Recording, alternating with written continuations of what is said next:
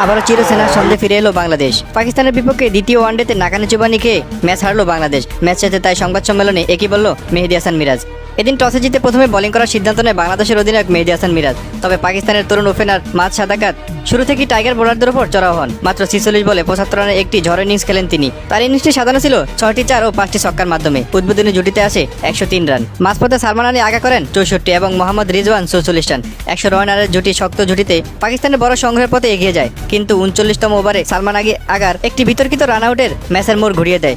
এর পরপরই ছন্দপতন ঘটে পাকিস্তানের। মাত্র 43 রানে তারা শেষ 7 উইকেট হারিয়ে 274 রানে অল আউট হয়ে যায়। 275 রানের লক্ষ্য তারা করতে নেমে শুরু থেকে বিপদে পড়ে বাংলাদেশ। দলীয় 15 রানের মধ্যেই তানজিদ তামিম, সাইফ হাসান ও শান্তর উইকেট হারিয়ে ধুঁকতে থাকে স্বাগতিকরা। এরপর বৃষ্টি ও বজ্রপাতের কারণে খেলা কিছুক্ষণ বন্ধ থাকে। পুনরায় খেলা শুরু হলেও ডিএলএস পদ্ধতিতে বাংলাদেশের সামনে নতুন লক্ষ্য দাঁড়ায় 32 ওভারে 243 রান। বৃষ্টির পর খেলা শুরু হলেও লিটন কুমার দাস 41 এবং তাওহিদ হৃদয় লড়াইয়ের চেষ্টা করলেও পাকিস্তানের পেস ও স্পিনের সামনে দাঁড়াতে পারেনি কেউই। মাত্র 23 ওভার 3 বলে 144 রানেই গুটিয়ে যায় বাংলাদেশের ইনিংস। তাই ম্যাচ শেষে উপস্থাপকের প্রশ্নে অধিনায়ক মেহেদী হাসান মিরাজ বলেন, আজকে আমরা ভালো খেলতে পারিনি। শুরু থেকে আমাদের বোলিংটা খুব একটা বাজে হয়েছে, কিন্তু ব্যাটিংয়ের জন্য পিচটা খুব ভালো ছিল, কিন্তু আমরা সেরকম ভাবে ব্যাটিং করতে পারিনি, তাই আমরা ম্যাচ হেরেছি।